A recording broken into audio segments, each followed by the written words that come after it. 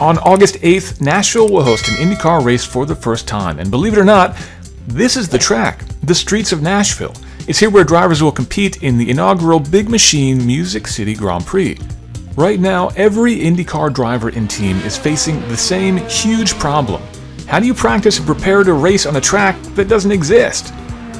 Nobody can practice here because these are public roads. The track won't be built until the race weekend, and drivers will only get 2 short practice sessions before they'll have to dive right into qualifying. So how will they know which way they're going? The answer is a race simulator, and I'm going to show you what it's like to sample Honda's pro-level driving sim, with a little help from my new friend, Romain Grosjean, 2021 IndyCar rookie driver for Dale Coyne Racing and former Formula One pilot. Sim training is always hugely important because of IndyCar's strict limits on training. Honda Performance Development offers this simulator to drivers on Honda-powered IndyCar teams. The sim runs all day, every day, and it's completely booked all year long. The cockpit is centered within a 180-degree screen lit by 3 projectors, each of which has its own dedicated gaming PC and GPU. Those 3 PCs are joined by 7 more for a total of 10 PCs just to make all this work. The entire system is mounted on a hydraulic platform that elevates to provide some degree of motion feedback. No, you won't feel 3 Gs in here like you would in a real IndyCar, but Romain told me that the motion here is enough to give the feel for the experience. He said that he was over a second faster with the motion enabled than with it turned off. So just watching Romain do a couple laps and show me the way around the track, they just turned motion on for the first time, and now I can see what he means when he says how bumpy this track is. Every time he hits one of the separation joints in the concrete, the whole thing kicks upward, and I can feel that in my feet, and I'm in the next room. I can't wait to see what it's like to be in the chair and to feel that. Let's talk about the process first. Before the track itself gets built, engineers scanned the entire thing, including the surroundings, with lasers. Not only does that sound cool, but the process can detect every ripple and bump in the Music City asphalt with millimetric precision. In other words, the simulated road surface matches exactly what's happening in the real world. Add to that a bunch of custom modeling thanks to extensive use of photos, and visual landmarks like trees, billboards, and that iconic bridge enter into the equation. Getting that stuff right is almost as important as getting the shape of the track correct, because drivers will use these visual cues to help figure out where they are on the circuit, to identify turning points, brake markers, and even know which way to go, something that is actually a little bit difficult on this circuit.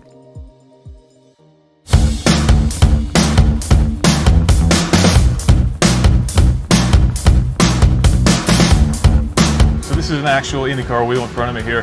You get everything from the push-to-pass buttons, mappings for the engine, the ECU, radio button, pages. Oh, does these actually work? Okay, oh yeah, I can change the page on the display here as well on the Cosworth wheel. Just like the real thing. Don't forget the DHL wall. Don't forget the DHL wall. Thanks for the reminder. Okay, clear to go. Oh, I spelled it already. Great. All right, so I'm supposed to go. Okay, that was the DHL wall, right? Well, you did avoid it. Whoa! I am very thankful that damage is turned off. At first, I gotta confess, I was a little overwhelmed with it all. Despite all my years of iRacing, this felt completely different. It was a few laps before I stopped spinning and hitting the walls and started to be able to put a few clean laps together. And then they turned on the hydraulics. Oh, we're moving. Okay, we're going up.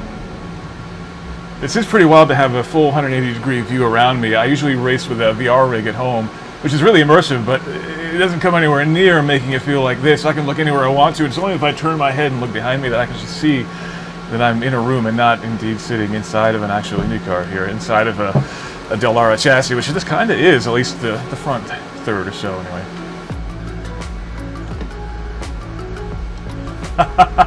Now we're moving. Okay, here we go. Extra incentive to stay off the wall. Oh my goodness. Yeah, this is a little different.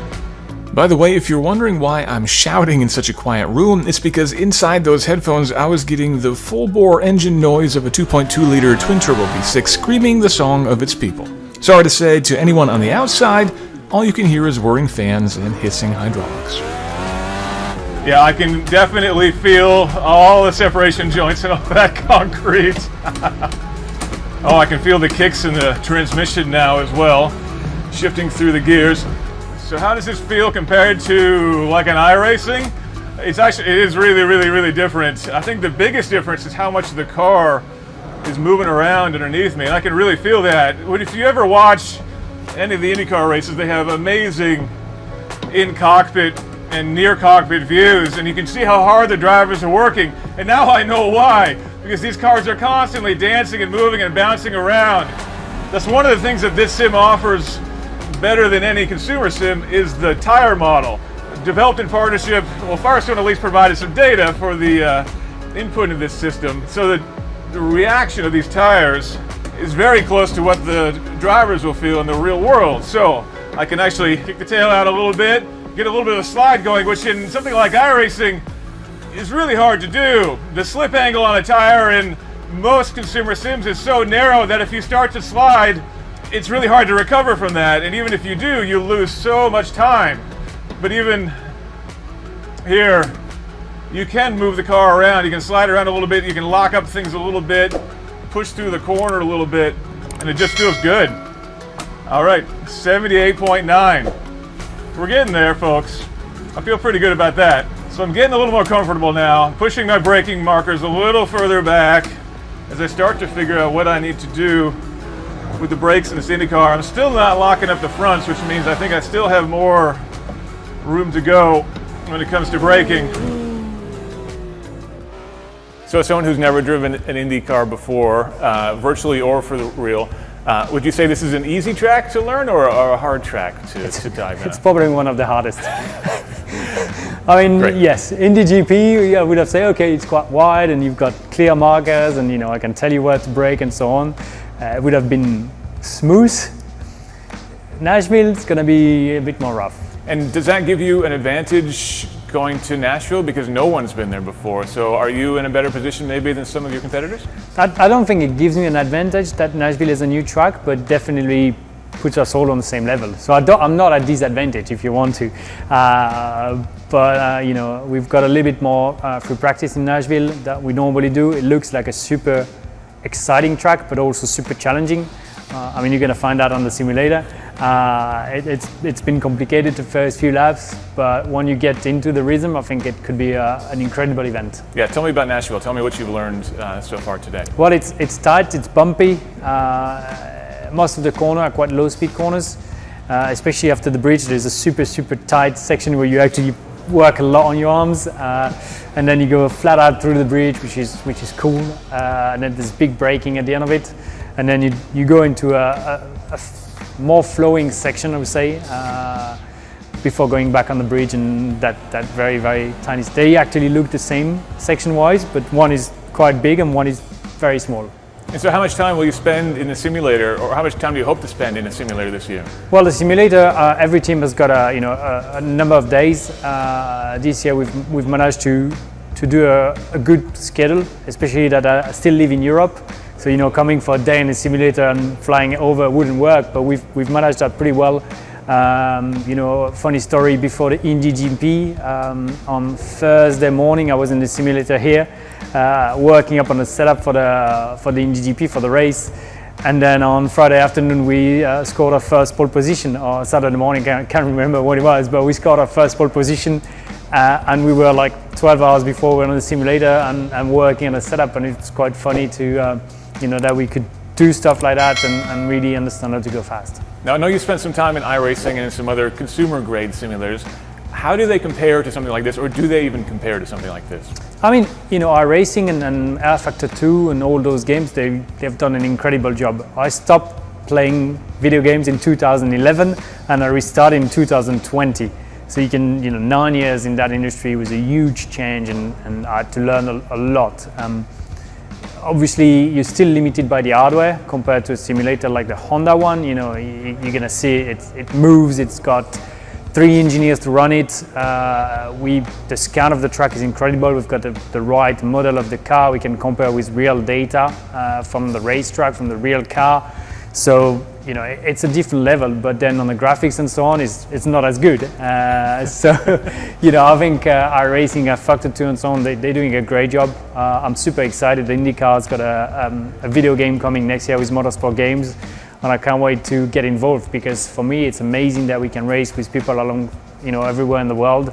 And they're faster than us most of the time. I think Alex Palou and Scott McLaughlin, they're super fast in the sim. I think the rest of us, we're fast, but we're not as fast as those young guys. And what sort of skills translate well, and what sort of skills don't translate as well from a simulator to the real world?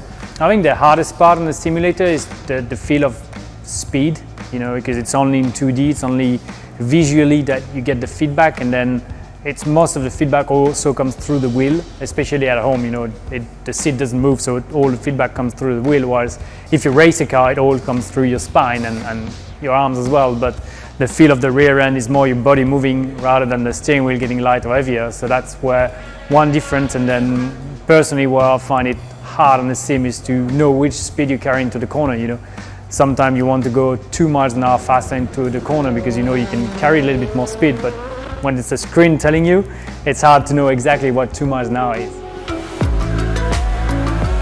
So I just learned that when I was driving, they actually had the resistance turned down by about half in the steering. So I've asked them to turn it all the way up for me, just so I can experience what an actual IndyCar driver would feel. And this is pretty intense. I have a Fanatec DD2 at home, and this is pretty comparable to full-bore Fanatec. This is impressive. To do this for a couple hours at a stint, oh, yeah, you need some good forearm strength and a couple cans of spinach, I think. But this is a lot more fun this way. All right, thank you. I guess, does that mean we're done? All right, thanks very much for the opportunity. I don't want to get out, but they're telling me I got to get out. That was pretty intense. The fidelity of the sim is what's really impressive. You can feel every bump much more so than you can in most road sims. Yeah, I think iRacing and other simulators also are measuring down to millimetric precision like this one is. But the feel of it is just different. The way the tire reacts, the whole dynamics of the thing, helped by the motion for sure. But even beyond the motion, even before that was turned on, it just feels so much different than a consumer grade sim. So much more involved. But really, the big step forward is the motion, the feeling, the dynamics of the tires that you don't get in a consumer grade sim. To feel the car moving around, that's one thing that you hear IndyCar drivers say over and over again, that driving a real IndyCar doesn't feel like an iRacing or something like that because the car moves so much. And now I know exactly what they're saying. And yeah, I believe it. This is very different. And I want one. That was one hell of an experience. Sadly and almost surely the closest I'll ever get to actually driving an IndyCar. But for now, I can say, or on the streets of Nashville at least, I have as much on-track experience as the best of the best. My esteemed coach said if I got into the 70s, I'd be doing pretty well. I managed to run a 78.9, more than a second inside that goal, and a little over 5 seconds slower than the man himself. Probably not good enough to qualify for the race, but close enough to make me wonder how much better I could do with just a few more laps.